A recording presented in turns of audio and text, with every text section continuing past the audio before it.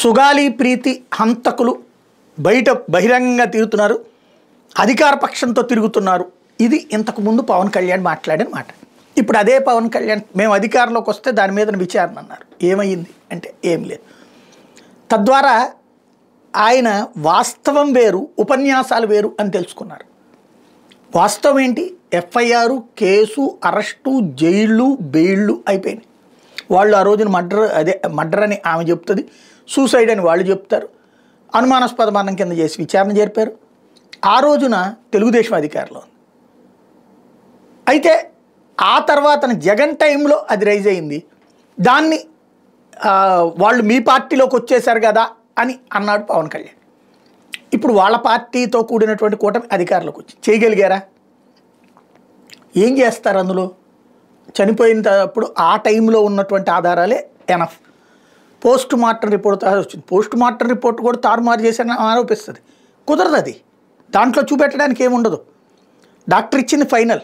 అచ్చెన్నాయుడికి చంద్రబాబుకి డాక్టర్ ఇచ్చిన రిపోర్ట్ మీద ఏమన్నా మార్చగలిగారా?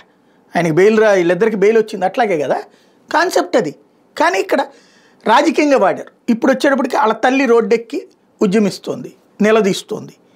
నాడు ఏదైతే తనకి అఫెన్సివ్గా ఉపయోగపడిందో ఇవాళ అది డిఫెన్స్. మాట్లాడలేకపోతున్నారు. ఆనాడు వీఆర్ విత్ సుగాలి ప్రీతి అని పెద్ద ఎత్తున సోషల్ మీడియాలో ట్రోల్ చేసిన వాళ్ళు ఇప్పుడు నోరు మీద పట్టలేదు. అంటే ఇక్కడ ఒక నేర్చుకోవాలి ఏంటి అంటే రాజకీయపు మాటలు వేరు, వాస్తవికత వేరు అన్నటువంటి. ఇప్పుడు రెండవది వచ్చేటప్పటికి అటవీ శాఖ. ఎవరిదైనా వైసీపీ నాయకులకు సంబంధించిన కేసులు వచ్చినాయి అంటే ఎందుకు అరెస్ట్ చేయరు అని అడుగుతారు. అది అడగాలని కోరుకుంటున్నాను అలాంటి వాళ్ళందరూ కూడా. ఎందుకంటే వైసీపీ వాళ్ళు తప్పు చేసినప్పుడు ఎలా దాస్తారు? అనంతబాబు గురించి మనం ఏమైనా సమర్థించామా? లేకపోతే కనుక ఆయన పేరేంటి కొడాలని బూతులు తిట్టినప్పుడు మనం ఏమైనా సమర్థించామా? ఎప్పుడైనా సరే తప్పుని తప్పని నిలదీయాలా, తప్పు మీద చర్య తీసుకోవాలి. అలా తీసుకోలేదు. జగన్ తప్పు చేశాడని ఆ రోజున మాట్లాడుకున్నాం. ఇవాళ రోజున అంతకంటే దారుణంగా మాట్లాడుతున్న వాళ్ళని మందలించారు అని పేపర్లో వార్త వస్తుంది. ఏం జరిగిందో ఎవరికి తెలియదు. వాళ్ళ మీద ఏ యాక్షన్ ఉండదు. మందలించారన్న పేపర్లో వార్తే యాక్షన్ కింద చూడాలి. రెండవది వచ్చేటప్పటికి ఏకంగా అటవీ అధికారుల్ని వెహికల్లో వేసుకు తీసుకుపోయినటువంటి కేసు, అడ్డదిడ్డంగా హింసించినటువంటి కేసులో ఏం జరిగింది? ఇక్కడ ఒక కమిటీ వేసి పక్కన పెడతారా? నడిచిపోతుంది. ఇప్పుడు ఆయన నేర్చుకోవాల్సింది ఏంటి? ఇందులో చట్టం తన పని తాను చేయాలా? చట్టం ఎవరి చేతిలో ఉంది? అధికార పక్షం చేతిలో చుట్టంగా ఉంది. ఇంకేం జరుగుతుంది? చివరికి వీళ్ళు కమిటీ వేసి వీళ్ళు ఎఫ్ఐఆర్ కట్టి వీళ్ళు ఛార్జ్ షీట్ వేసి వీళ్ళు ఏమైనా ఉరిదీపిస్తారా?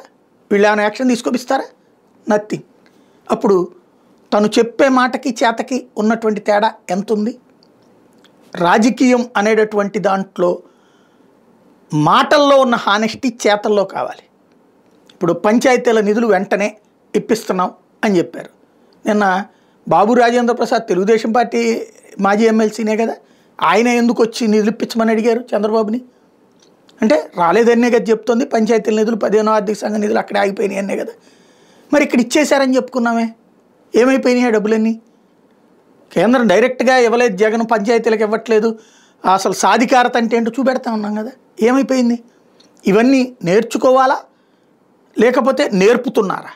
ఇది చర్చ.